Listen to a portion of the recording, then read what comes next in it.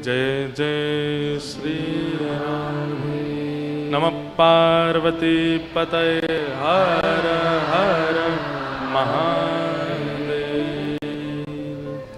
द्वारिकाधीश की जय।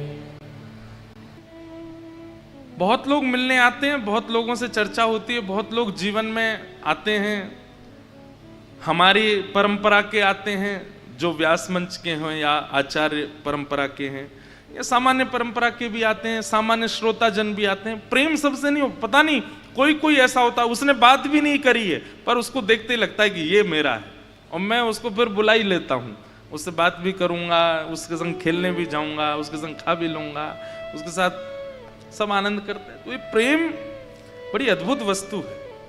और एक बात आपको हम अपनी अनुभव की बता दें, श्रीमद् भागवत जी का आश्रय लेने से कुछ प्राप्त हो ना या ना हो, लेकिन आपकी दृष्टि को निस्वार्थी व्यक्ति का अनुभव होने लग जाएगा। आपकी दृष्टि परखने लग जाएगी कौन स्वार्थी और कौन निस्वार्थी है। यह भागवत जी के आश्रय से होता है। कम है क्या? बहुत है।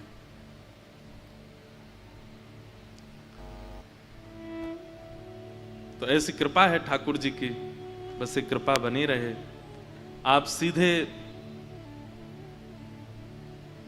श्री जगन्नाथ धाम से आज हमारे भैया पधारे हैं और महाप्रभु जी की रथ यात्रा करके आए हैं, और कल हम कथा करके जगन्नाथ धाम जा रहे हैं। तो मानो आज गीत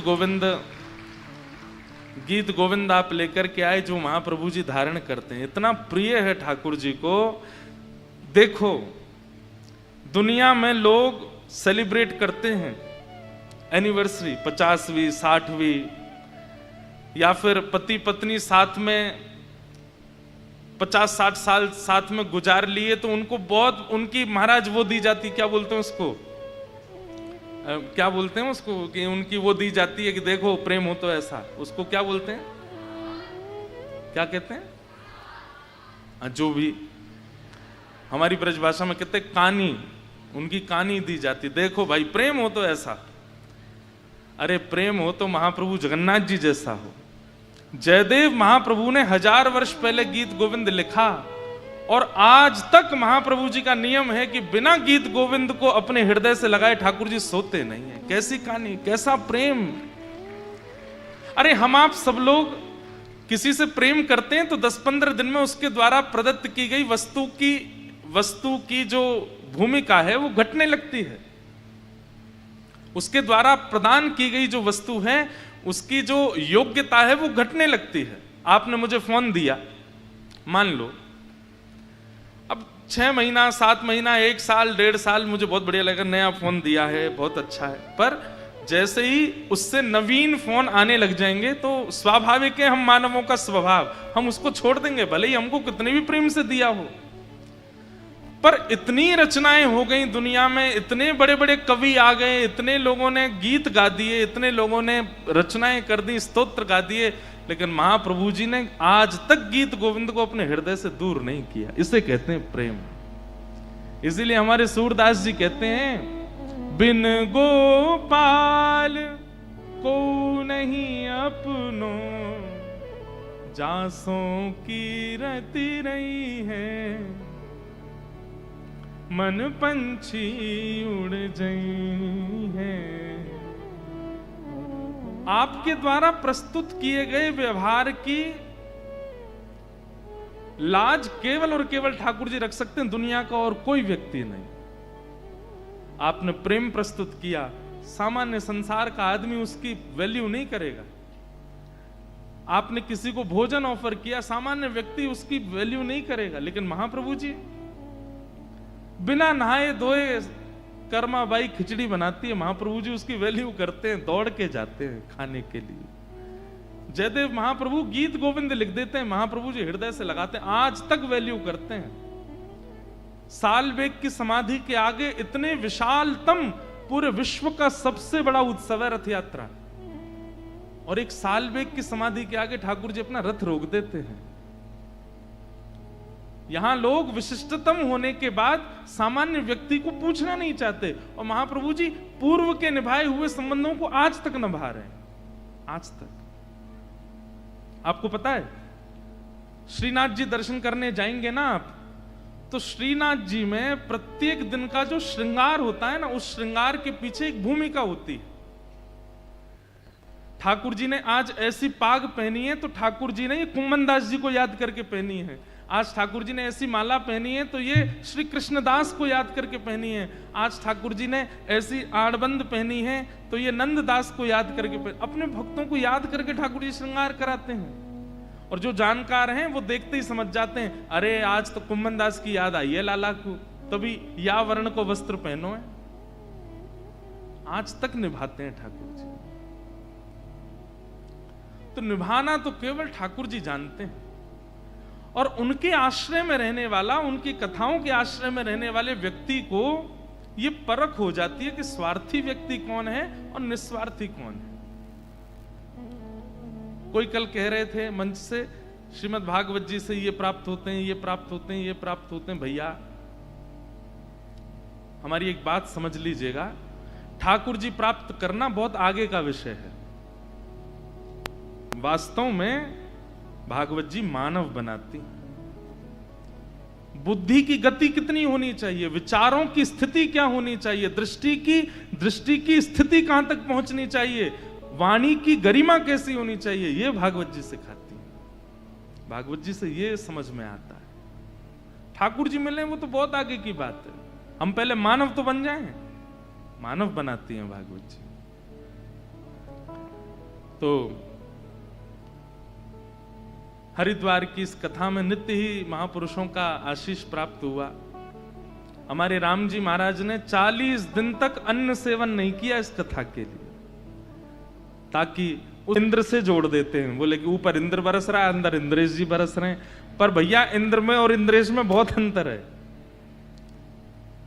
हमारे पूज्य तुलसी पीठ वाले महाराज जी एक दिन बता रहे थे, बोले इंद्रेश किसको कहते हैं? बोले श्रीनाथ जी ही इंद्रेश हैं, श्री गोवर्धन नाथ जी ही इंद्रेश हैं। बोले इंद्र के जो स्वामी हैं, इंद्रस्य ईश्वरः, इंद्र का जो ईश्वर है श्री कृष्ण, श्री गोवर्धनधारी ठाकुर जी, वो इंद्रेश है। न्यों कह दो ऊपर से इंद्र बरस रहा है और कथा रूपी गिरिराज जी इंद्रेश ने उठा रखे, ये बात तो समझ में आवेगी। तो हमारे महाराज जी ने 40 दिन तक व्रत किया अन्न का, कि निर्विघ्न रूप से कथा हो। और इतनी मौसम की स्थिति होने के बाद भी इतनी संख्या में आप लोग आ जाते हैं। आज तो फिर भी सोमवार है, कल तो यहाँ बहुत ही बुरा हाल था, लेकिन फिर भी सब लोग आनंद से बैठकर के कथा सुन रहे हैं। ये एक महापुरुष के व्रत के कारण ही है कि सब व्यवस्था व्यवस्थित है। तो सब आनंद की बात है। कल हम लोग श्रवण कर रहे थे कि ठाकुर जी सब ब्रजवासियों को लेकर के गोवर्धन गए हैं और श्री गिरिराज जी को पूजन करायो है। बाकी पीछे अनेक कारण हैं, पर एक कारण मुझे बहुत प्रिय लगता है। भैया देखो,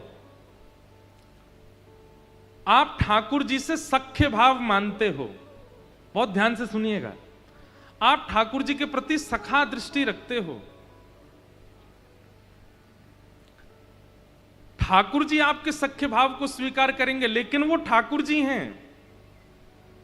उनके इर्द गिर्द 33 कोटि देवता रहते हैं। उनके इर्द गिर्द कितना बड़ा प्रोटोकॉल रहता है देवताओं का, योगनियों का, शक्तियों का।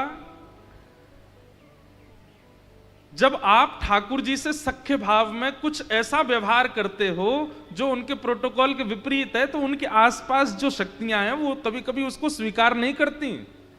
ठाकुर जी नाराज नहीं होते, वो नाराज हो जाते हैं। जैसे मान लीजिए कि प्रधानमंत्री आपके मित्र हैं। अब आपका तो स्वभाव रहा है कि आप जब जब मिलते हैं अपने मित्र से तो जोर से जो है गले लगते हैं, या उसकी थोड़ी हंसी उड़ाते हैं, या थोड़ा उसका गाल ऐसे कर देते हैं। लेकिन जब आप इतने बड़े पदवी वाले के पास जाओगे तो बाहर से समझा दिया जाएगा, वो तुम्हारे मित्र होंगे लेकिन प्रधानमंत्री हैं, ऐसे गाल मत पकड़ लेना उनका, ऐसे उनकी दाढ़ी मत खींचना, और उनसे थोड़ा दूर ही बैठना, ऐसे बाहर के लोग तो कहेंगे। उनसे मिलने जाओगे तो वो ध्यान नहीं देंगे कि ये प्रोटोकॉल तोड़े ना, क्योंकि इसके मित्र हैं पर देश के प्रधानमंत्री हैं। ठीक वैसे ही जब ठाकुर जी से आप संबंध मानते हैं तो देवी देवता एवं ठाकुर जी के समीप रहने वाली समस्त शक्तियां, योगनियां, ये सब कहते हैं तुम्हारे सखा हैं, तुम्हारे लाला हैं, तुम्हारे मित्र हैं, पर ये पूरे विश्व के भगवान हैं। इसलिए आपने कोई अनुचित कृत्य किया तो ठाकुर जी तो क्षमा कर देंगे, पर कई बार वो शक्तियां, योगनियां जो हैं वो थोड़ी नाराज हो जाती हैं।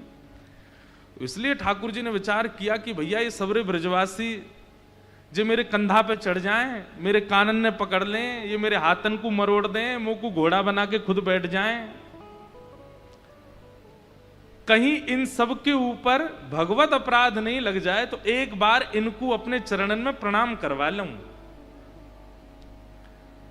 हमारे पूज्य नाना जी सुनाते थे ये भाव, बोले एक बार इन ब्रजवासी को अपने चरणन में वंदन करवा लूं।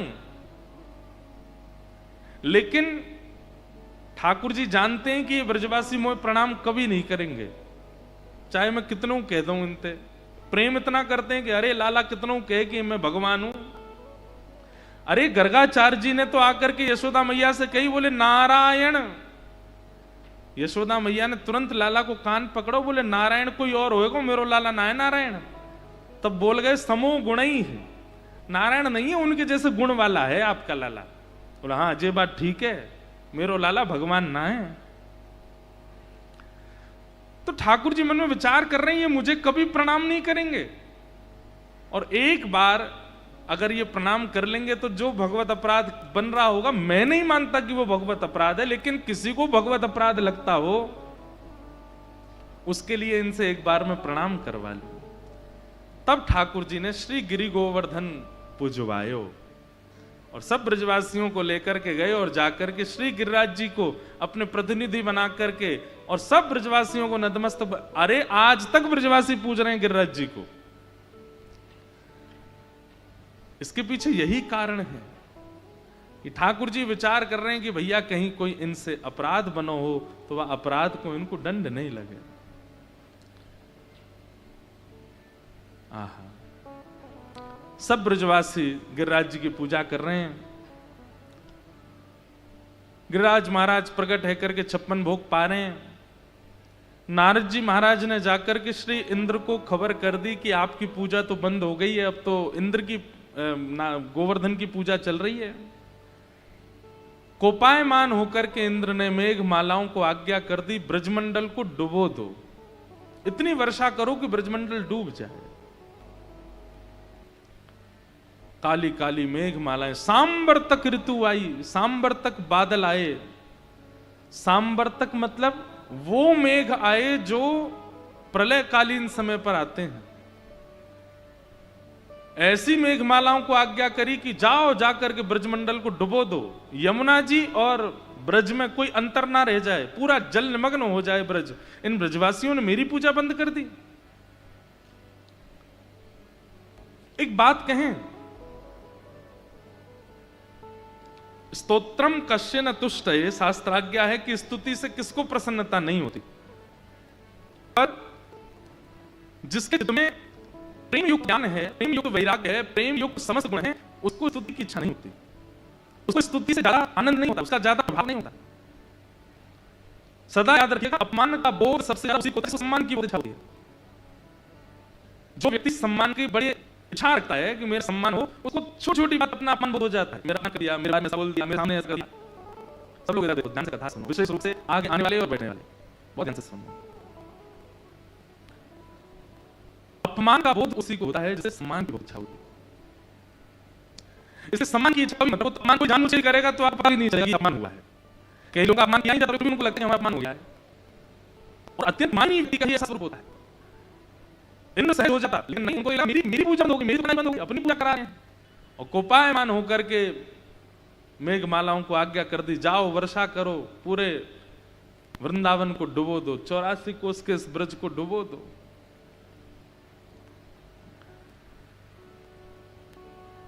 काले काले मेघ बादलों ने आकर के ब्रज पर जैसी वर्षा करना शुरू किया, ब्रजवासी बोले लाला हम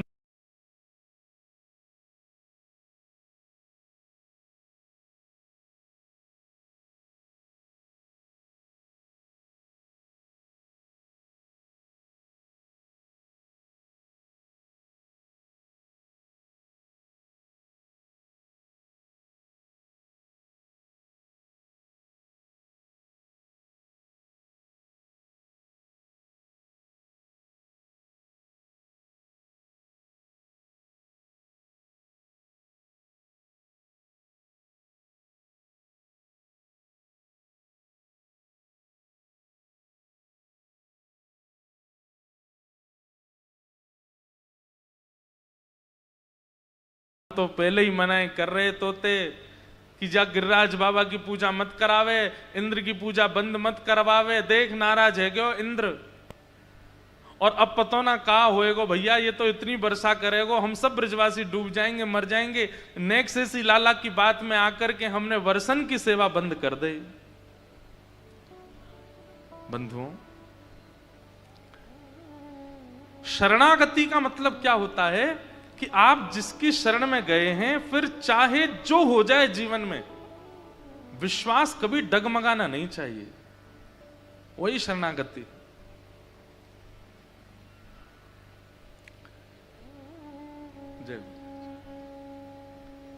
ठाकुर जी को कई बार अविश्वास अप्रिय लगता है। जगन्नाथ महाप्रभु के परम भक्त श्री माधव दास जी को एक बार अतिसार का रोग हो गया, पेट की बीमारी हो गई, और उस बीमारी में अनवरत लघु शंका और दीर्घ शंका की उनको शिकायत लगी रहती थी। तो श्री माधव दास जी इतने बड़े भक्त भगवान के, और उनको अतिसार का रोग हो गया जिसके कारण वो अपने बिस्तर पर पड़ गए, और अब तो स्थिति इतनी कमजोरी आ गई थी कि उठ के शौचालय के लिए जा भी नहीं पाते। कर्म पहाड़ बनकर के गिरने वाला था। वो नाम जप से, परिक्रमा से, कथा श्रवण से, भक्ति भजन भाव से कंकड़ बन जाता है।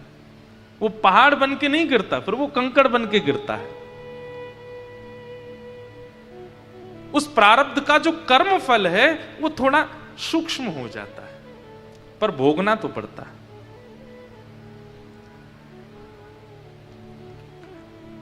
ठाकुर जी मन में विचार करने लगे, अरे ब्रजवासियों, तुम सबरे गिरिराज जी की शरण में आए हो, शरणागति करो।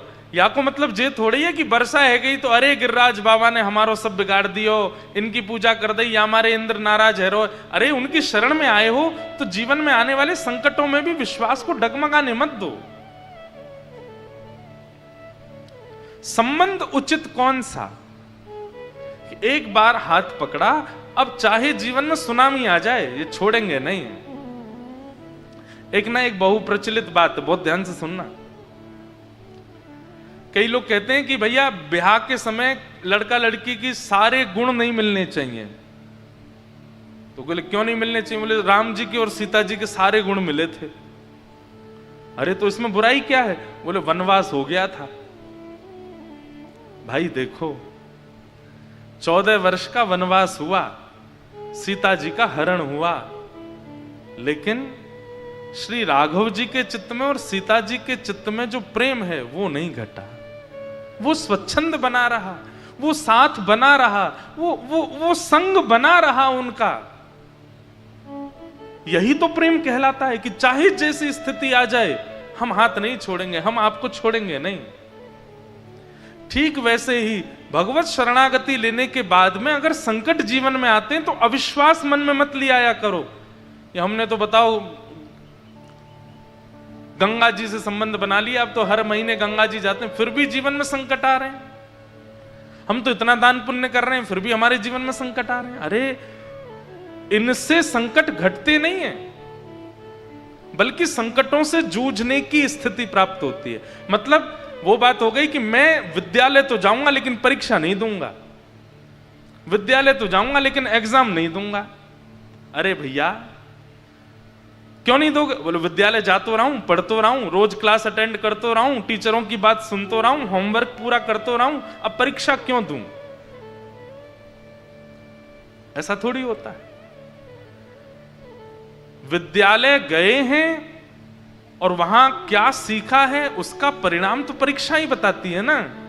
ठीक वैसे ही आप वृंदावन से संबंध जोड़े हैं, हरिद्वार से संबंध जोड़े हैं, युगल नाम से संबंध जोड़े हैं, राधा नाम से संबंध जोड़े हैं, गिरिराज जी से संबंध जोड़े हैं, उस संबंध का परिपक्वता तो परीक्षा से ही पता चलेगी ना।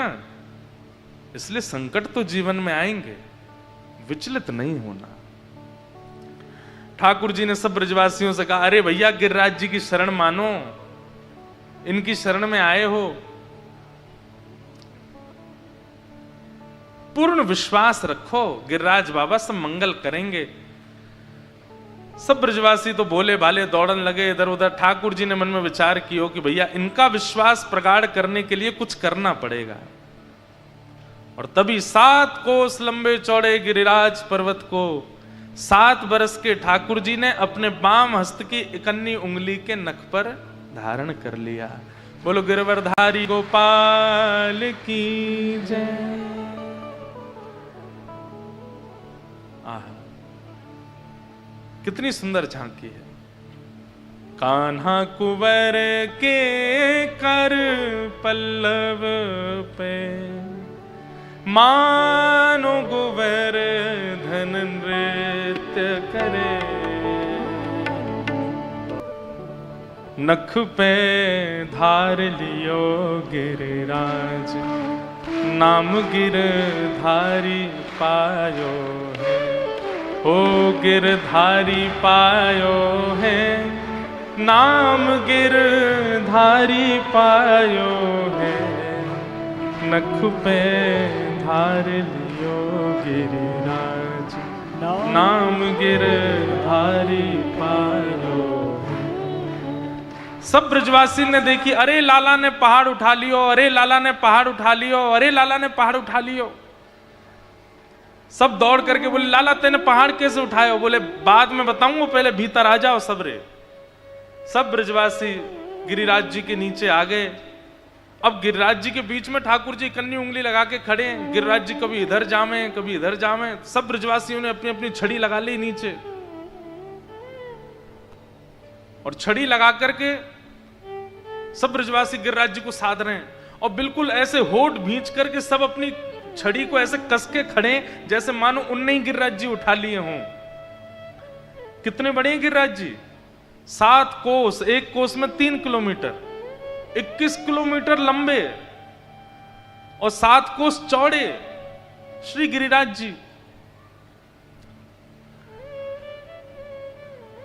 और सब ब्रजवासी इतने विश्वास से नीचे छड़ी लगा करके खड़े जैसे मानो उनने ही गिरिराज जी उठा लिए हों।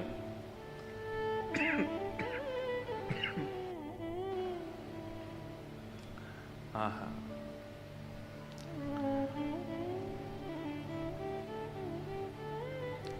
सब ब्रजवासी बोलने लगे लाला तो एक काम कर। बोले कहा, तू उंगली नीचे कर ले अपनी, हमने अपनी अपनी छड़ी लगा ली है, गिरिराज जी टिक जाएंगे। ठाकुर जी बोले जो पहाड़ है, कोई रुई को फुआना है जो तुमने छड़ी लगा ली है नीचे टिक जाएंगे। पहाड़ है, सबरे चटनी बन जाएंगे नीचे आके। कितनो वजन है यहां में तुम कहा जानो? ब्रजवासी बोले अच्छा, हमारी मोटी मोटी बांस के छड़े कमजोर हैं और तेरी नेक्सी से उंगली पर टिक रहे जी गिरिराज जी। ठाकुर जी बोले हम बे मेरी उंगली पे ही टिक रहे हैं। ब्रजवासी बोले चल चल बात मत बनावे, उंगली नीचे कर ले अपनी, हमने लगा रखी है छड़ी। प्रेम बड़ी अद्भुत वस्तु है बंधुओं। यदि आपके वातावरण से, आपके व्यक्तित्व से, आपके विचारों से सामने वाला व्यक्ति अपनी प्रभुता भूल नहीं रहा है तो इसका मतलब आप प्रेम दे नहीं रहे हो।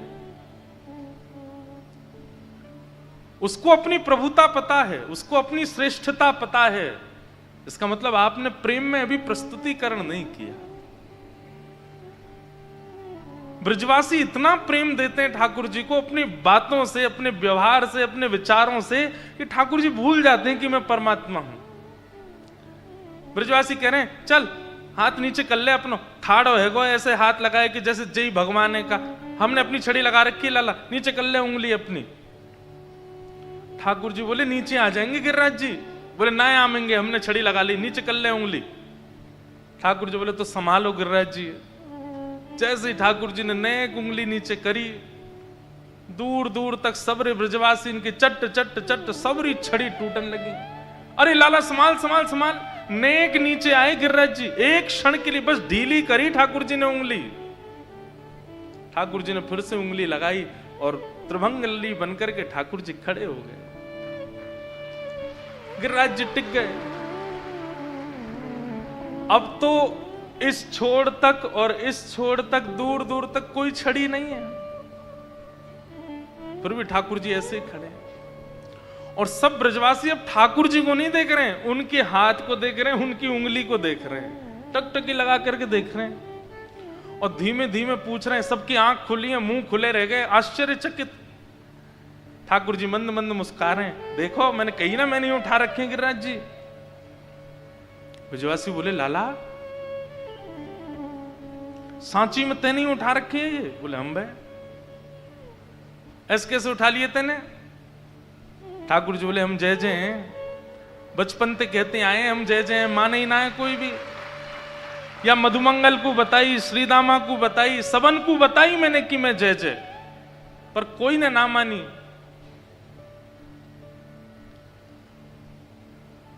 ऐसा कौन सा काम कियो लाला तेने जो तू जय जय?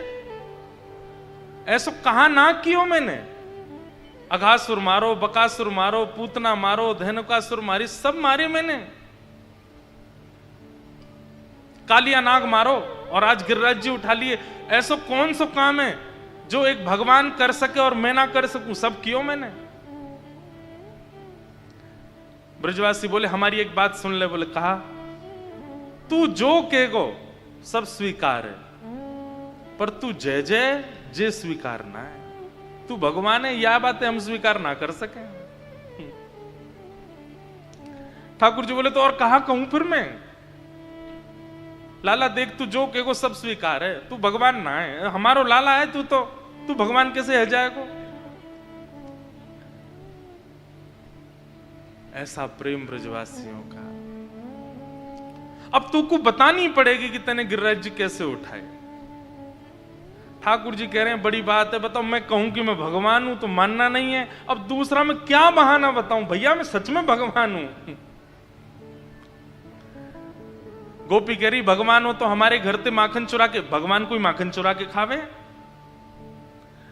मधुमंगल श्रीदामा बोले हमारे मुंह पे लगी भाई झूठी कड़ी चाट जाए, ये कोई भगवान करे? भगवान कभी गैया चरावे? भगवान कभी ऐसे ग्वाल बालन के संग ऊधम मचावे? जी कोई भगवान की लीला है? लाला तू भगवान ना है, तू तो हमारो लाला है। अंत तो गत्वा ठाकुर जी कह रहे हैं तछु माखन को बल बढ़ो, कछु गोपन करी सहाय।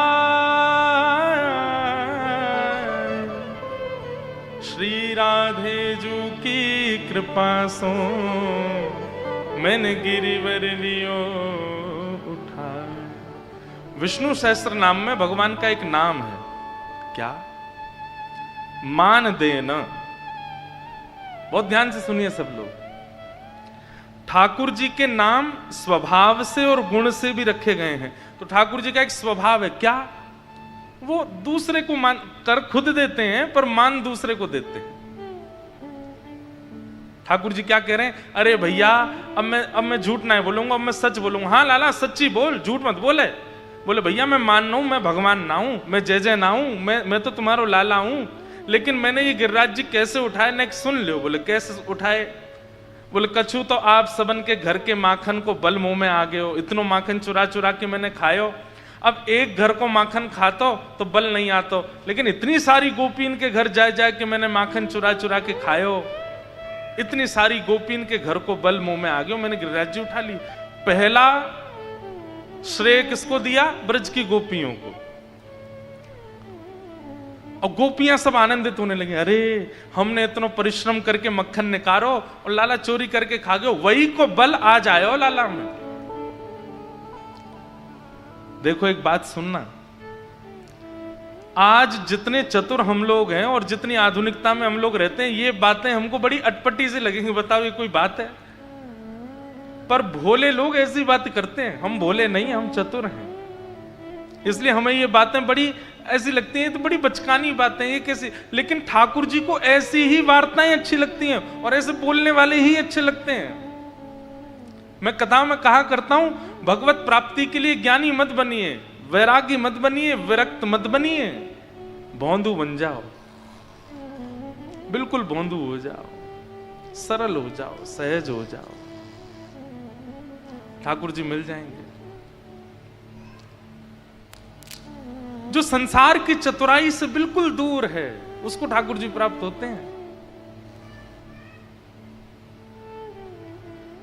गोपियों से ठाकुर जी कह रहे हैं कछु माखन को बल बढ़ो, और सबरे गोप ग्वाल बोले हम बे इन गोपी नहीं माखन खिलाए खिलाए के बलबान कर दियो, हमने तो कुछ किया ही ना। नहीं नहीं, कछु गोपन करी सहाय, आप सबने भी मेरी सहायता करी।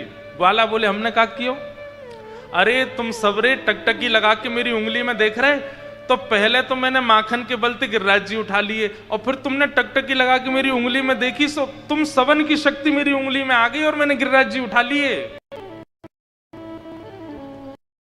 अब देखो कितनी सामान्य बात है, कितनी सरल बात है, कितनी कितनी सहज बात है, इसमें कोई लाग लपेट नहीं है, इसमें कोई, ये बड़ी बचकानी बात है। लेकिन ब्रजवासी क्या कह रहे हैं, हम बे तभी तो हम कहें हम में कमजोरी क्यों आ गई है इतनी।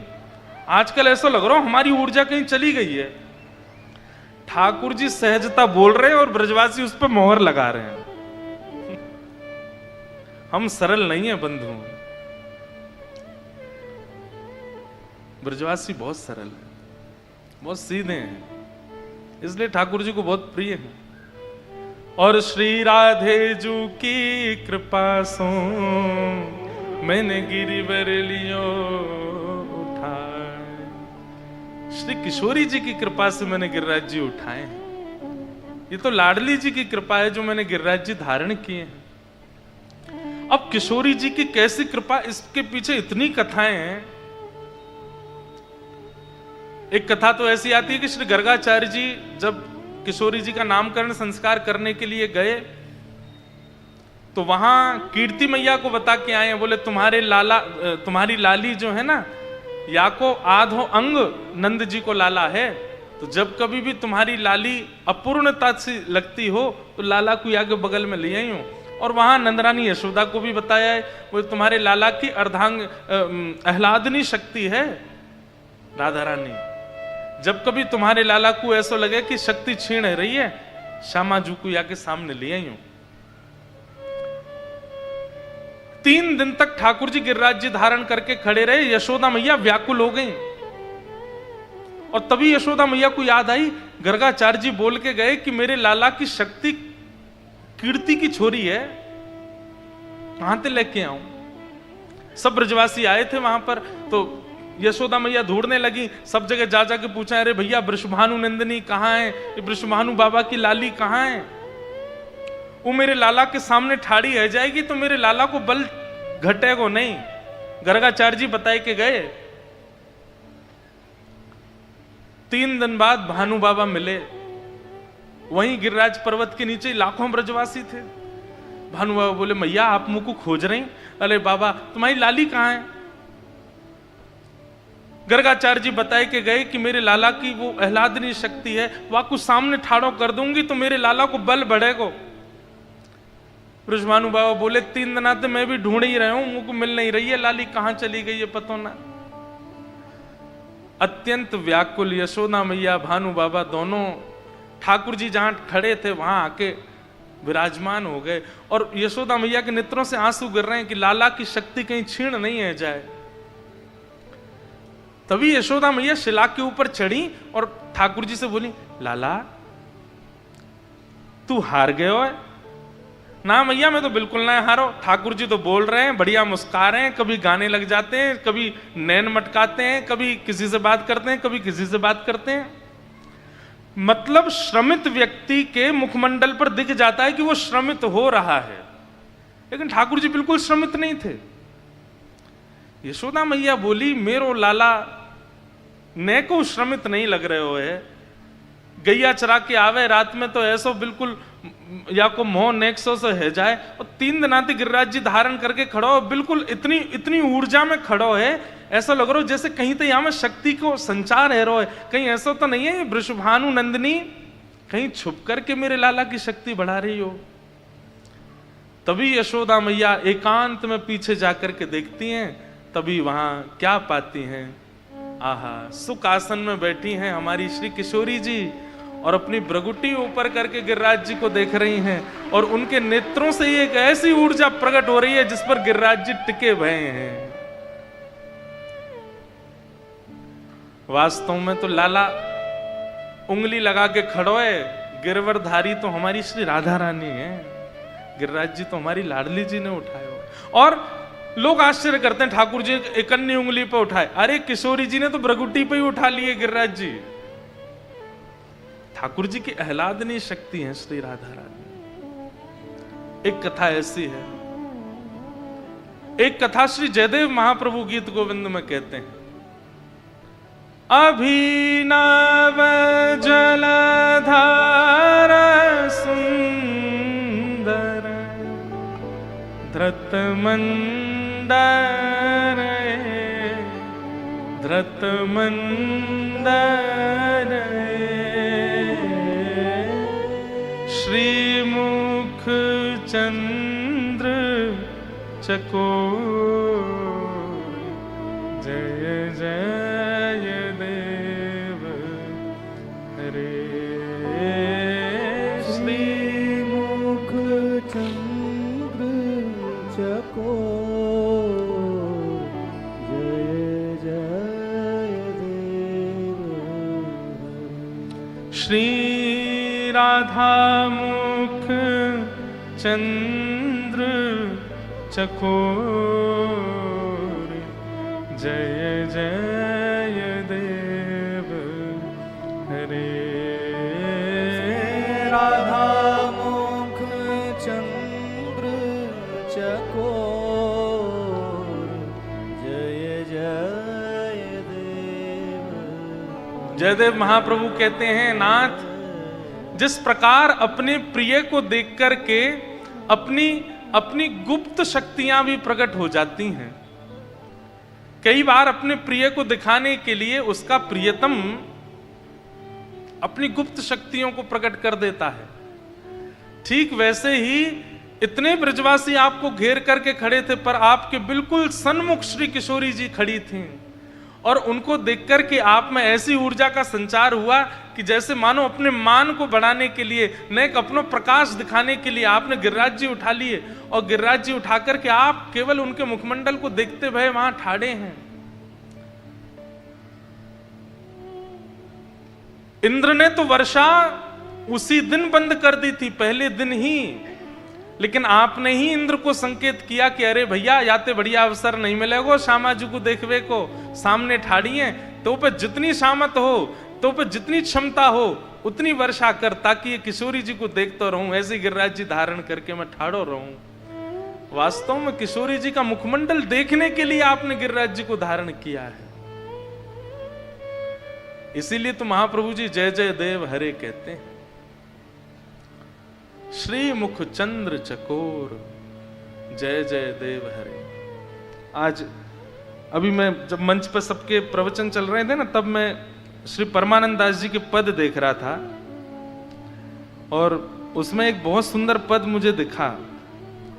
श्री ठाकुर जी किशोरी जी से कहते हैं कि हे श्यामाजू, मैं अगर आपके घर आऊंगा तो आप मेरी कैसे खातिरदारी करोगी?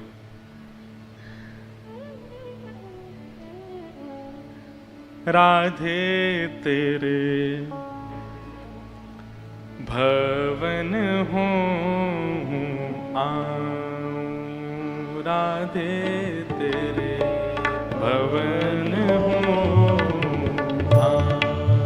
हाँ श्यामा तेरे भवन हो आओ श्यामा भवन हो। हे श्यामाजू, कैसो प्रेम है ठाकुर जी को। किशोरी जी से कह रहे हैं, हे श्यामाजू, मैं गैया चरावे जाऊंगा और वहां से मैं आपके यहाँ आ जाऊंगा, और अगर मैं आपके यहाँ आ गया तो आप मेरी कैसे खातिरदारी करोगे? मुझको कैसे बुलाओगी, कहाँ बैठाओगी, कहाँ पूछोगी, कहाँ बताओगी? सब बात ठाकुर जी कह रहे हैं। हाँ सादर कहत सावरो गोविंद, सादर कहत सांवरो गोविंद, नेक दूध जो पाऊं श्यामा तेरे, नेक दूध जो पाऊं श्यामा तेरे, नेक दूध जो पाऊं श्यामा तेरे,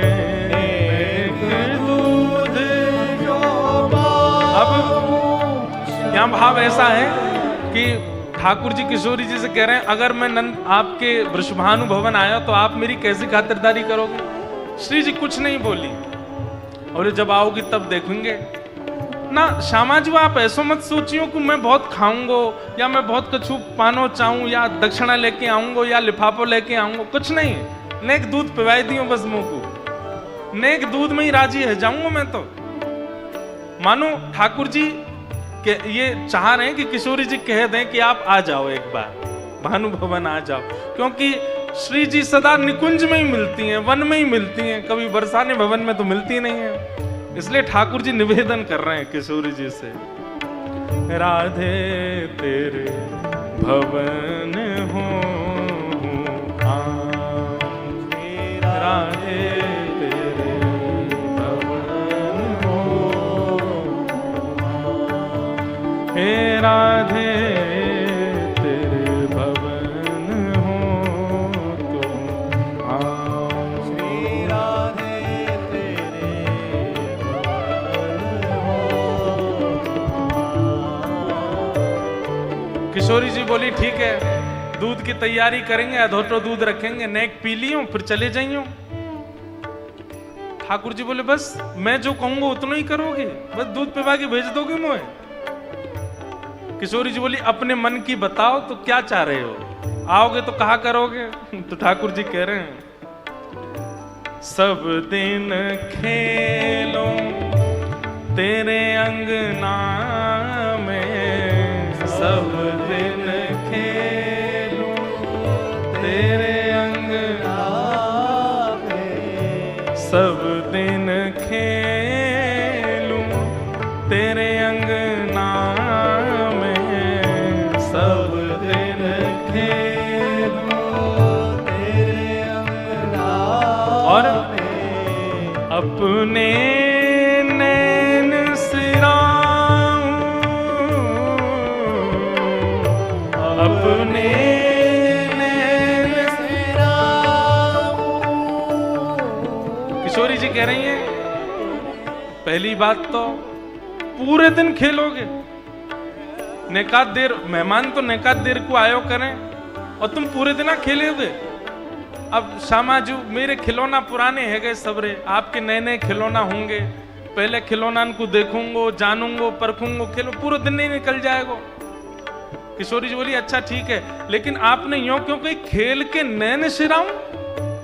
अरे खेल तो खेलो जाए, वहां से नेत्रन को शांति कैसे मिले? ठाकुर जी क्या कह रहे हैं, निरखत रहो चंद मुख तुम्हारा, निरखत रहो चंद मुख तुम्हारा। अरे श्यामाजू ये खेल की बात तो बाहर की है, अंतरंग बात तो ये है, खेल खेलते खेलते आपको देखता रहूंगा ना, या हमारे कही कि खेलते खेलते नैन से रहूं। खेल तो खेलूंगा, लेकिन कभी आती दिखोगी, कभी जाती दिखोगी, कभी बैठती दिखोगी, कभी बोलती दिखोगी, वहां से अपने नेत्रन को आनंदित करूंगा मैं। ए निरखत रहो चंद मुख तुम्हारा, निरखत रहो चंद मुख तुम्हारा, प्रेम मुदित सुख पाऊं श्यामा तेरे, प्रेम मुदित सुख पाऊं हो राधे तेरे भवन हो, राधे तेरे भवन हो, श्यामा तेरे भवन हो,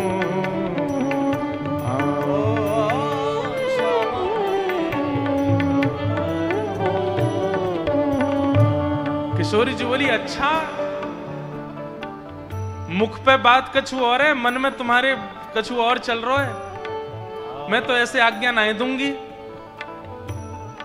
खेलवे के काजे कहते, दूध पीवे के काजे कहते तो ठीक है, लेकिन तुम तो मुंह को ताड़वे आ रहे हो, मैं तो ना दूंगी आज्ञा।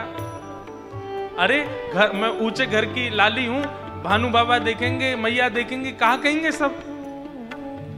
किशोरी जी ने जब जैसे मानो नकार दिया, मना कर दिया। आहा, परमानंद प्रभु विनती कीनी, परमानंद प्रभु विनती कीनी, परमानंद प्रभु विनती कीनी, परमानंद प्रभु विनती कीनी। क्या विनती कर रहे हैं? अरे ना है, मैं ना खेलूंगा पूरे दिन, मैं ना पीऊंगा तुम्हारी सुरभि गैया को दूध। आप तो ऐसा सोच रही हैं, मैं कोई आपके खिलौना ने लेके ना जाऊंगा, आपको ना देखूंगा, ना पीऊंगा जाए दूध। तो फिर ठाकुर जी विनती करते हुए कह रहे हैं, नेक निरख सुख पाऊं श्यामा तेरे, नैन निरख सुख पाऊं श्यामा हे परमानंद प्रभु विनती कीनी, परमानंद प्रभु विनती कीनी। नैन निरख सुख पाऊं श्यामा तेरे, निरख सुख पाऊं हो राधे तेरे,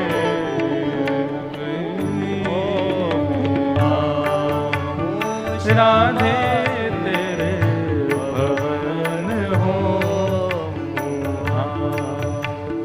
श्यामा तेरे भवन हो, श्यामा तेरे भवन हो। हे राधे तेरे भवन हो,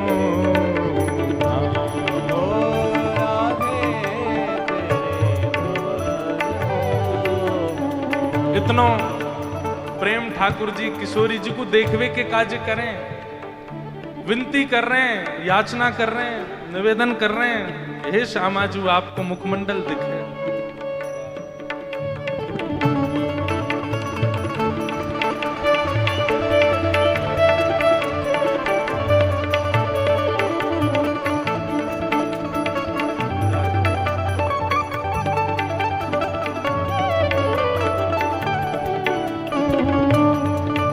इसीलिए जयदेव महाप्रभु कह रहे हैं, श्री मुख चंद्र चकोर जय जय देव हरे। ठाकुर जी केवल किशोरी जी को देखवे के काजे विनती कर रहे हैं कि आपको देखवे में मुख को सुख मिले, नेक निरख सुख पाऊं, राधे तेरे भवन हो हूं आऊं। इसीलिए हमारे नंददास जी कहते हैं, हो ब्रज में, हाँ ब्रज में, हो ब्रज में रतन राधिका गोरी, हो ब्रज में रतन राधिका गोरी, ब्रज में रतन राधिका गोरी, ब्रज में रतन राधिका गोरी, राधिका गोरी, राधिका भोरी, राधिका गोरी, राधिका गोरी, राधिका गोरी, राधिका भोरी, राधिका गोरी, राधिका गोरी। हो ब्रज में, हाँ ब्रज में, हो ब्रज में रतन राधिका गोरी, हो ब्रज में रतन राधिका गोरी, सब में सुघड़ राधिका गोरी, सब में सुगण राधिका गोरी। बोलो वृषभानु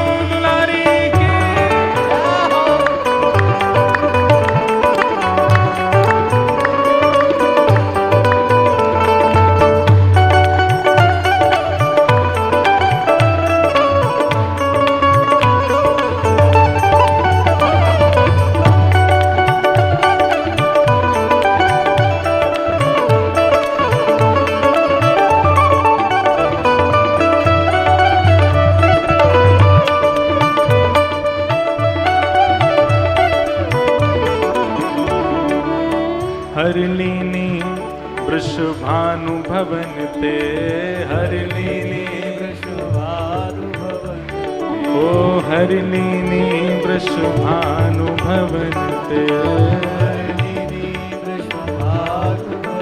ओ वृषभानु भवन ते भानु भवन ते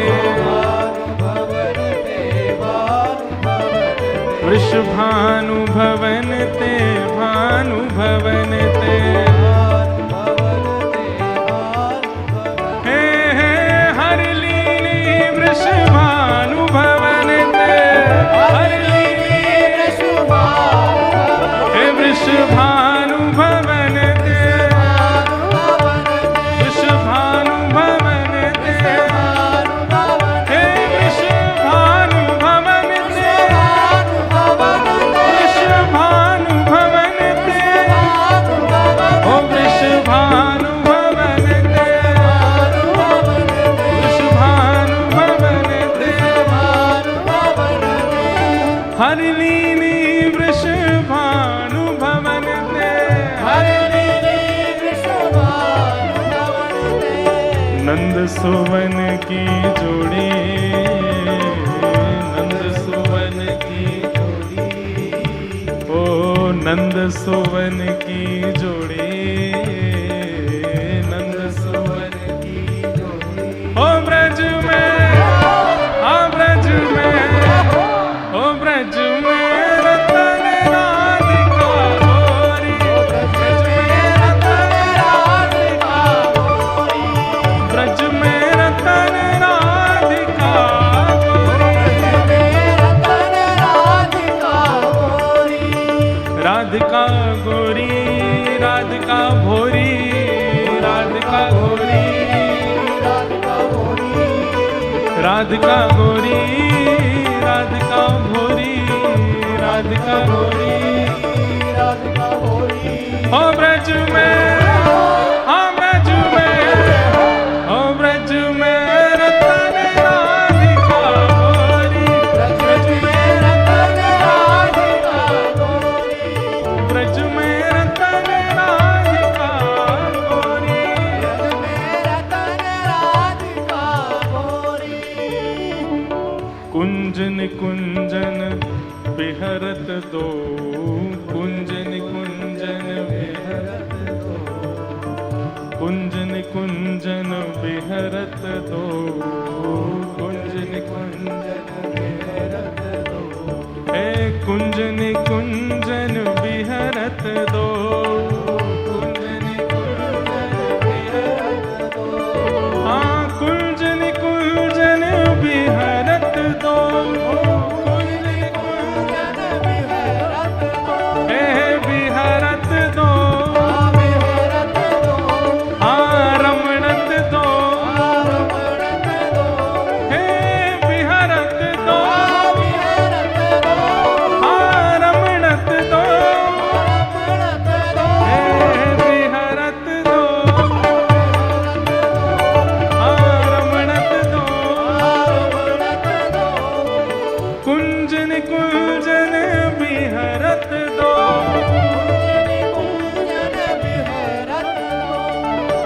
और यमुना जल खोड़ी और यमुना जल खोड़ी हाँ और यमुना जल खोड़ी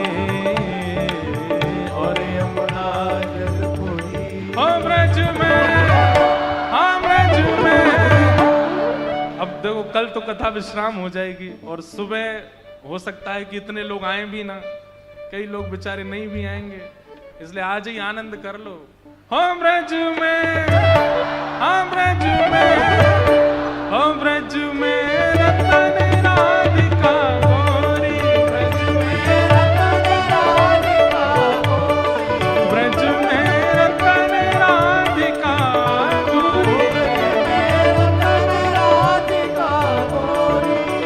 राधिका गोरी राधिका भोरी राधिका गोरी राधिका गोरी राधिका भोरी ओ ब्रज में हाँ ब्रज में ओ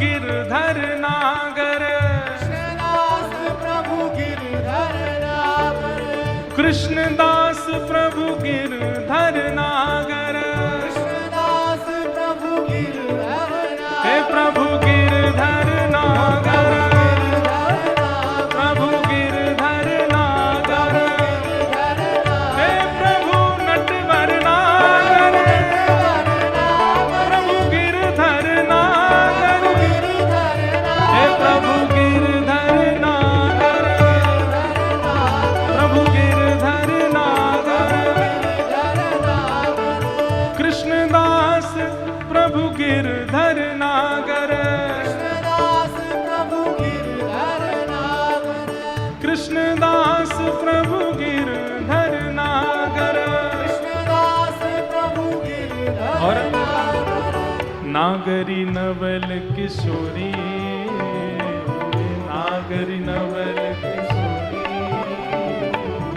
नागरी नवल किशोरी, नागरी नवल किशोरी। ओ ब्रज में, हाँ ब्रज में, ओ ब्रज में रतन राधिका गौरी, ब्रज में रतन राधिका गौरी, हे ब्रज में रतन राधिका गौरी, रतन राधिका गौरी, ओ राधिका गौरी, राधिका भोरी, राधिका भोरी, राधिका गौरी, ओ राधिका गौरी, राधिका भोरी, राधिका राधिका गौरी।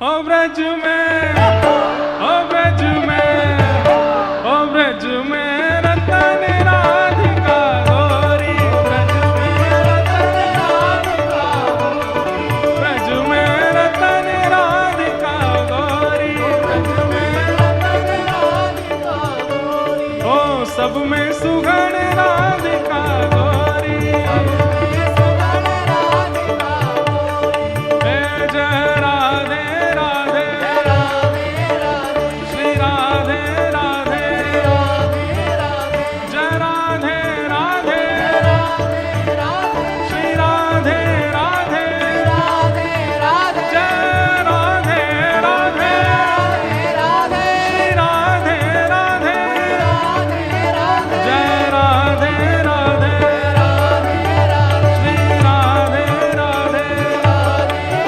जय राधे राधे, श्री राधे राधे, हे वृषभानु दुलारी, श्री कृष्ण पियारी, बरसाने वारी, कीरत सुत प्यारी, जय राधे राधे, जय राधे राधे, जय राधे राधे, श्री राधे राधे, सब प्रेम से गाओ, सब भाव से गाओ, झूम के गाओ, सब भाव से गाओ, जय राधे राधे, जय राधे राधे,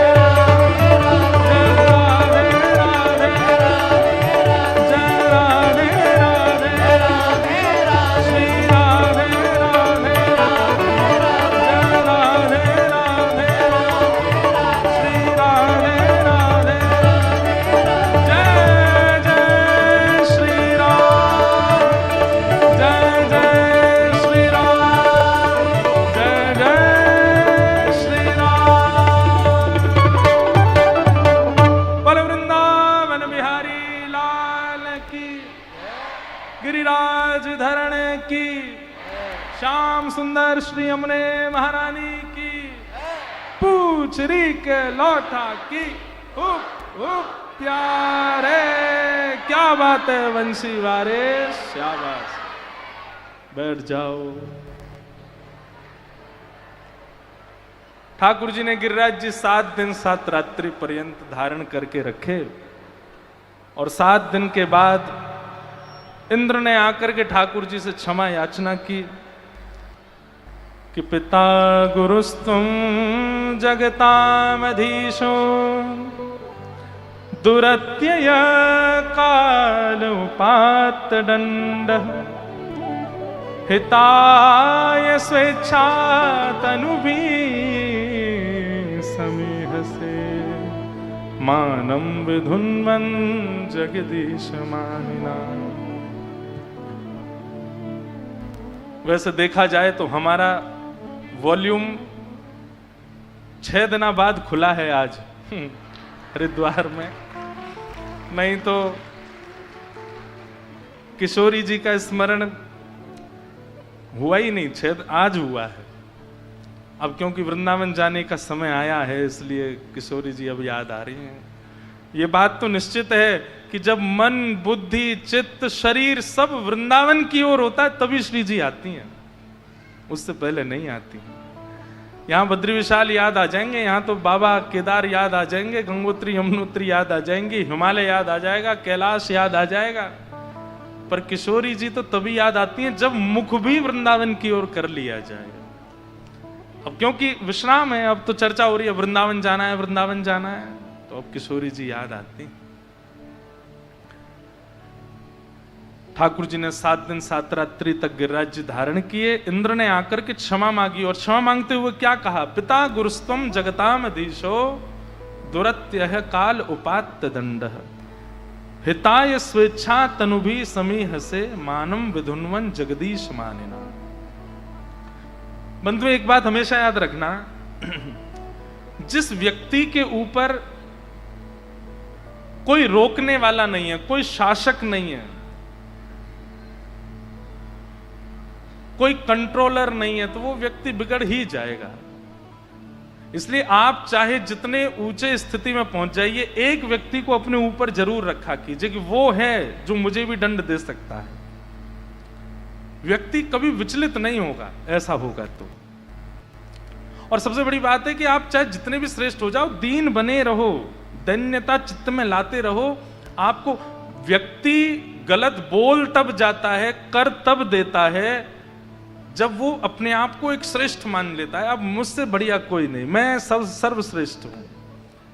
उसी समय उसकी वाणी ऐसा कुछ बुलवा देती है, उससे क्रिया कुछ ऐसी करवा देती है कि उसका फिर पतन हो जाता है। इसलिए सदा एक को अपने से ऊपर मान करके चलिए। जो आपको भी दंडित कर सकता है, आपकी भी कमियां बता सकता है, आपको भी डांट सकता है। अगर अत्यंत श्रेष्ठ पति लोग हैं तो वो पत्नियों को ये दर्जा दे दो कि ये मुझे भी रोक सकती हैं, और अत्यंत श्रेष्ठ पत्नियां हैं तो पति को ये अधिकार दीजिए कि वो आपको बोल सके। एक बात ये कह दूं, कोई अतिशयोक्ति नहीं तो व्यक्ति लावारिश है, और लावारिश व्यक्ति अधिकतर गलत काम ही करते हैं। इसलिए एक अपने ऊपर रखिए जो आपको भी समझा सकता है, रोक सकता है, टोक सकता है, बोल सकता है। इंद्र ने आकर के भगवान से क्षमा याचना करते हुए कहा, नाथ मुझे दंड दीजिए। क्यों? मेरे ऊपर आप हैं, फिर भी मैंने अपने अधिकार का दुरुपयोग किया। आप मुझे दंडित कीजिए। ठाकुर जी ने कहा, देखो तुम्हारा दंड यही है कि तुम अपने अपराध को स्वीकार करते हो। हमारे महाराष्ट्र में एक संत हुए विनोबा भावे। आज के युवाओं को मैं एक बात कह दूं,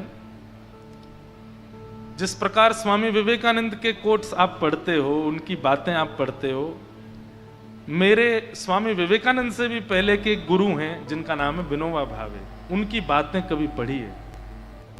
गांधी जी भी उनको मानते थे, बहुत अच्छा बोलते थे। श्री विनोबा भावे कहते हैं, व्यक्ति का सबसे बड़ा दुर्गुण क्या है?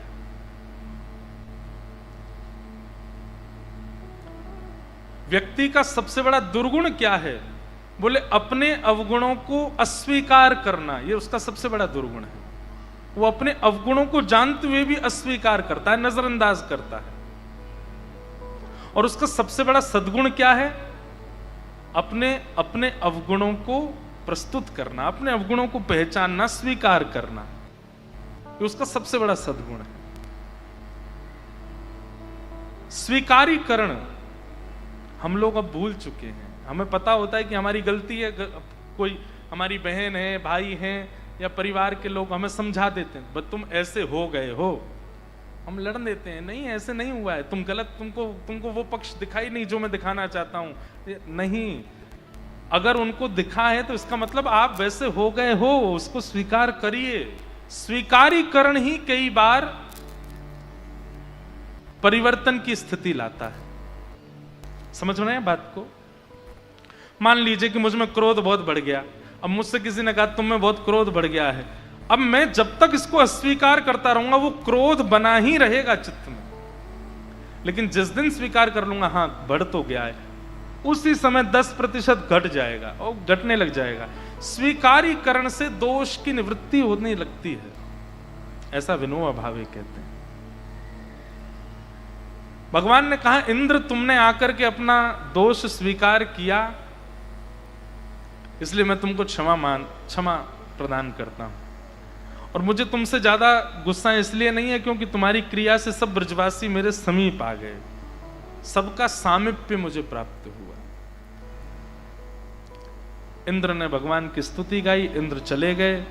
तत्पश्चात गोप ग्वालों ने ठाकुर जी को खूब उत्सव कराया, आनंद हुआ। गायों ने भगवान का नाम गोपाल रखा। एकादशी व्रत की महिमा बताई गई। और अब यहां से रास पंचाध्याय प्रारंभ होता है। बहुत विस्तृत है, पर स्पर्श करके, केवल रास की भूमिका करके आज की कथा को विश्राम देंगे। आज अनेक संत महापुरुष भी हमारे मध्य में पधारे हैं। सबका आशीष हमको कुछ प्रारंभ में भी मिला, बाद में भी मिलेगा। साथ ही आज हमारे बी पराग जी आए हैं, जो कि फिल्म दुनिया में अपने खूब आनंद कराते हैं, खूब रंग जमाते हैं। और अब धीरे धीरे नहीं, जोर जोर से ठाकुर जी के हो गए हैं। अब श्री जी की खूब कृपा है इन पर, श्री लाडली जी का खूब यश गाते हैं। फिर से चंडीगढ़ में कथा होने जा रही है, वृंदावन प्रकट महोत्सव, और आप सब लोगों को आमंत्रण देने आए कि आप लोग वहां पधारिएगा। इस बार खूब उत्सवात्मक वहां पर कथा का क्रम होने जा रहा है।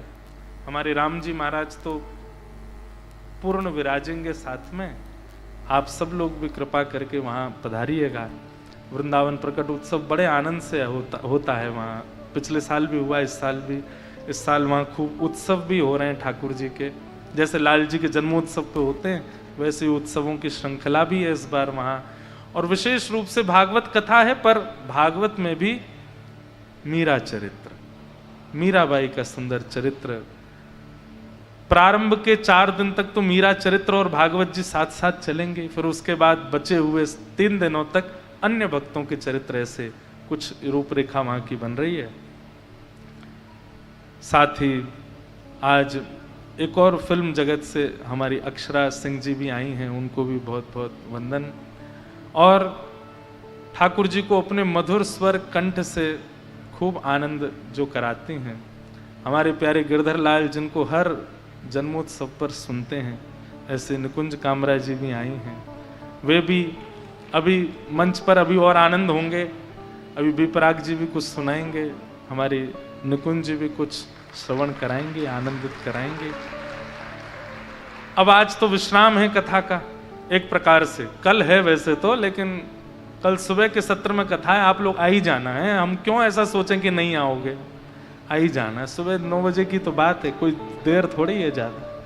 कल जल्दी उठ के, और एक और बात, 12 बजे तक नहीं होगी कथा, कथा 11 बजे तक ही होगी, क्योंकि आगे विमान पकड़ना है, इसलिए आप सब लोग समय का ध्यान रख के आइएगा। अब हम सूक्ष्म में रास की भूमिका पूरी करके और कथा को फिर विराम देंगे। कल फिर 9 बजे से कहेंगे। भगवान पिता रात्रि शरदोत्फुल्ल मल्लिका विक्षरन्तुम मनश्चक्रे योग मायामुपाश्रित। वेदव्यास जी ने रास पंचाध्याय के प्रारंभ में एक ऐसे शब्द का प्रयोग किया है जिससे सावधान हो जाना चाहिए। क्या? भगवान। ठाकुर जी ने गिरिराज लीला की, भगवान शब्द का प्रयोग नहीं किया। ठाकुर जी ने कालिया मर्दन लीला की, भगवान शब्द का प्रयोग नहीं किया। ठाकुर जी ने 2 बार अग्नि का पान किया ब्रज वृंदावन में, ठाकुर जी ने व्यास जी ने भगवान शब्द का प्रयोग नहीं किया। और केवल सामान्य सा रास विहार कर रहे हैं ठाकुर जी और वहां पर भगवान शब्द का प्रयोग क्यों? मुझे और आपको ये समझाने के लिए कि कहीं भैया इस लीला को सुनकर के, क्योंकि अभी तक आप प्रभावजन्य कथा सुन रहे थे। ठाकुर जी ने गिरिराज उठाया, ये प्रभाव है। कालिया नाग मर्दन किया, ये प्रभाव है। ठाकुर जी ने 2 बार अग्नि पी ली, ये प्रभाव है। बोले भैया प्रभाव बाह्य देखा था इसलिए भगवान शब्द का प्रयोग नहीं किया, क्योंकि वहां क्रिया ही भगवान तत्व दिखा रही है। लेकिन अब ठाकुर जी के स्वभाव की चर्चा होने वाली है, और जब स्वभाव की बात हो रही है तो मैं पहले ही सबको संकेत कर दूं कि भगवान ये रास विहार जो कर रहे हैं ये भगवान हैं, इनके प्रति दोष बुद्धि मत ले आना। कई लोग ले आते हैं। भगवान ने रास किया, स्त्रियों के गले में गलवैयां डाल करके नाचे, गोपियों के संग ये किया। फिल्म जगत के लोग बैठे तो हैं कथा में, आप दोनों ही वैसे तो ठाकुर जी को समर्पित हैं, पर हमारे फिल्म जगत के लोग कई बार ऐसे गाने भी बना देते हैं जिसमें रास का उपहास किया जाता है। कई बार ऐसे डायलॉग भी उनकी पिक्चरों में होते हैं जहां रास का उपहास होता है। कोई अगर कैरेक्टर लूज होता है पिक्चरों में तो अरे बड़ा कन्हैया बना घूम रहा है। अच्छा, कन्हैया कैरेक्टर लूज है, आप जानते ही नहीं उनको। इसलिए वेदव्यास जी ने यहां पर भगवान शब्द का प्रयोग किया कि रास लीला सुनते समय सावधानी रखना कि ये लीला कोई लड़का नहीं कर रहा है, कोई मानव नहीं कर रहा है, भगवान कर रहे हैं। भगवान मतलब जो सब जानते हैं, जिनको सब पता है, जो अवगत हैं। भगवान कहते किसको हैं? जैसे धनवान, जैसे विद्वान, ऐसे ही भगवान। जिसकी संख्या अधिक जिसके पास, उसको वही वान कहते हैं। तो 6 भग जिनके पास है उनको भगवान कहते हैं। कौन कौन से? उत्पत्ति प्रलयम चैव भूतानाम अगति गति वेत्तिम विद्याम अविद्याम च सवाच्यो भगवान इति। भगवान के ये 6 लक्षण हैं, और इन 6 लक्षणों के विस्तार में आ जाता है जो सब जानते हैं, विवेकी हैं, वो भगवान रासलीला कर रहे हैं। एक बात बताइए, ट्रेन में हम लोग बैठते हैं, ट्रेन जैसी चलती है, देहरादून से बैठे मुंबई के लिए, सो गए रात को। क्यों? क्योंकि हमें यह विश्वास है कि ट्रेन चालक जो पायलट, लोको पायलट हैं, वो निपुण हैं और हमें सही सलामत पहुंचा देंगे। फ्लाइट में बैठते हैं, अब तो फ्लाइट की बात करने में थोड़ा सा तो मन भारी हो रहा है, पर हंसने की बात तो नहीं है भैया वैसे, लेकिन ठीक है, इतने सालों में एक घटना तो हो ही सकती है, हो जाती है। पर फ्लाइट में भी जो लोग रेगुलर ट्रेवल करते हैं या लंबी यात्रा करते हैं, विदेश यात्रा करते हैं, फ्लाइट जैसे टेक ऑफ होता है थोड़ी देर बाद सो जाते हैं। क्यों? हमें विश्वास है कि जो विमान चालक हैं वो निपुण है, वो पायलट है। पायलट की ड्रेस, पायलट का नेम प्लेट, पायलट का स्वरूप स्वभाव, और भले ही हमने उसको देखा ना हो, कई बार देखा नहीं होता पायलट को, बस पता है कि एक पायलट चला रहा है, हमें उस पर विश्वास है। पायलट नाम पर हमको इतना विश्वास होता है कि हम सो जाते हैं आनंद से, तो फिर भगवान नाम पर यह संशय क्यों? भगवान नाम पर इतना संशय क्यों? जो विमान उड़ाना जाने, उतारना जाने, स्टेबल करना जाने, टर्बुलेंस में बचाना जाने, वो पायलट है। ठीक वैसे ही जो सब जानते हैं पृथ्वी के बारे में, जो सब जानते हैं इस ब्रह्मांड के जो ज्ञाता हैं, जिन्होंने सबको बनाया है, वो भगवान रासलीला कर रहे हैं, तो फिर इतना संशय क्यों? इतने प्रश्न क्यों? इसलिए वेदव्यास जी ने एक शब्द पहले ही कह दिया, भगवान। हमारे व्रज वृंदावन की कई ऐसी लीलाएं जिनको हम मंच से नहीं सुना सकते, क्योंकि आपके चित्त में प्रश्न आ जाएगा, ये कैसे कर दिया ठाकुर जी ने। लेकिन व्रज वृंदावन में उन पदों को, उन भावों को बड़े सहजता से स्वीकार किया जाता है। क्यों? क्योंकि विश्वास है कि ये लीला जो कर रहे हैं वो कोई अनुचित नहीं कर सकते, और अनुचित किया भी नहीं है। रास का अर्थ ही नहीं पता हमको। रास का अर्थ क्या है बताइए हमको आके मंच पे। बोले वो हाथ में डंडा लेके ऐसे मारते हैं, नाचते हैं एक दूसरे के संग, वही तो रास है। नहीं, रास का अर्थ क्या है? रसो वैशः, जो रस से युक्त श्री कृष्ण हैं, जिनका एक एक भाव रस है। श्रीमद् वल्लभाचार्य जी महाराज कहते हैं, बड़ी सुंदर पंक्ति, अधरम मधुरम वदनम मधुरम हसितम मधुरम चलितम मधुरम मधुराधिपते अखिलम मधुरम मधुराधिपते अखिलम।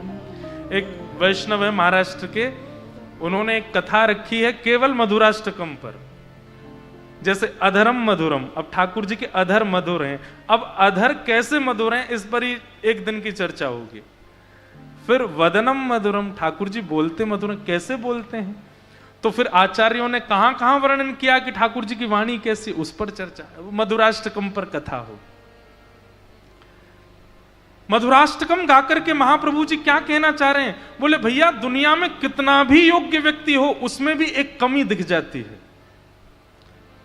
सबसे सुंदर व्यक्ति को ला करके मंच पर खड़ा कर दीजिए, जिसमें जो विश्व विजेता हो, विश्व सुंदर हो, उसमें भी एक अवगुण तो दिख ही जाएगा। एक नहीं, लाख अवगुण दिख जाएंगे। लेकिन मधुराष्टकम कभी देखिएगा, महाप्रभु जी क्या कहते हैं? वमितम मधुरम। वमितम मधुरम मतलब कोई व्यक्ति कुछ वस्तु चबा ले और चबा के फिर उसको उगल दे, वो अच्छी लग सकती है।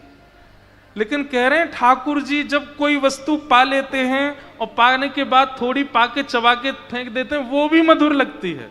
वमितम मधुरम।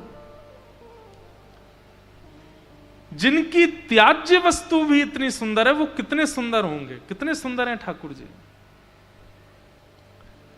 वेणु मधुरो रेणु मधुर पाण मधुरौ पादौ मधुर हसितम मधुरम चलितम मधुरम मधुराधिपते अखिलम मधुरम। अरे जिनकी सुंदरता देख करके पूरे विश्व को मोहित करने वाला कामदेव मूर्छित होकर गिर पड़ता है। जिनकी एक भ्रगुटी टेढ़ी होने पर कामदेव थरथर कांपने लग जाता है। कामदेव बहुत सुंदर है, लेकिन वह भी जब ठाकुर जी को देखता है। अच्छा एक बात, पूरे विश्व को आकर्षित करने वाला कामदेव, और वह कामदेव भी जब श्याम सुंदर के सामने आता है और ठाकुर जी त्रिभंग लली रूप धारण करके जैसे ही कामदेव को देखते हैं तो वो कामदेव मूर्छित होकर के गिर जाता है। तो सोचो ठाकुर जी की सुंदरता कैसी होगी। लेकिन वही श्याम सुंदर जब वृषभानु नंदिनी श्री किशोरी जी को देखते हैं तो वो भी फीके फीके से लगने लगे। तो सोचो किशोरी जी कितनी मधुर होंगी। श्रीमद् वल्लभाचार्य जी ने मधुराष्टकम ठाकुर जी के ऊपर लिखा। किसी ने कहा किशोरी जी की रूप माधुरी पर क्यों नहीं लिखा? तो वल्लभाचार्य जी क्या कहते हैं, ध्यान से सुनना। वल्लभाचार्य जी कहते हैं किसी की सुंदरता लिखना यह योग्यता प्राप्त होना भी श्रेष्ठ बात नहीं है। मतलब कोई इतना सुंदर है कि आप लिख पाए, पर किशोरी जी के लिए तो कलम ही नहीं उठ सकता है, उनके लिए तो लिखा ही नहीं जा सकता है। इसलिए अशब्द होना, उनके लिए मधुराष्टकम ना लिखना ही इस बात का प्रमाण है कि महाप्रभु वल्लभाचार्य जी नहीं लिख पा रहे हैं। तो सोचो किशोरी जी कितनी सुंदर हैं, उनकी रूप माधुरी है कैसे। स्वभाव है मानव का, ये इतने अच्छे हैं, ये इतने अच्छे हैं, ये इतने अच्छे हैं, मैंने बता दिया। अरे थोड़ा इनके बारे में, इनके लिए तो शब्द ही नहीं है मेरे पास में। जब ये बात कह दी जाती है तो इसका मतलब है कि वो शब्द से भी परे है। किशोरी जी का वो रूप है।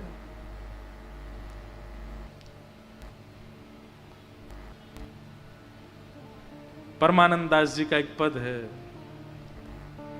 धन धन राधिका के चरण, धन धन राधिका के चरण, धन धन राधिका के चरण, धन धन राधिका के चरण।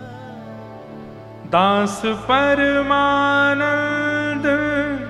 छिन छिन दास परमानंद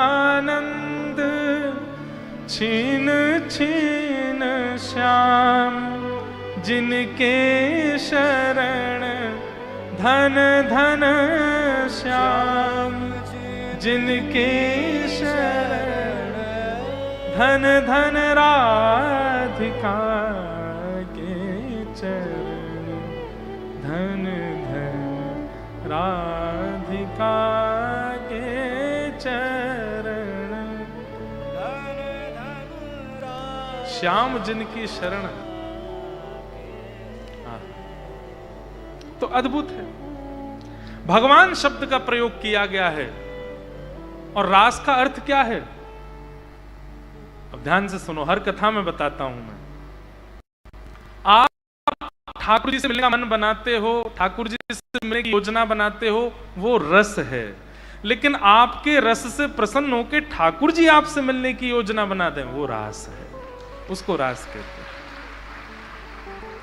मंदिर में रहते हो भगवान, कभी बाहर भी आया जाया करो, मैं रोज तेरे दर आता हूं, कभी तुम भी मेरे दर आया करो। ये ठाकुर जी जो आ जाते हैं, तू है सखी बड़ भाग बड़ी, नंदलाल तेरे घर आवत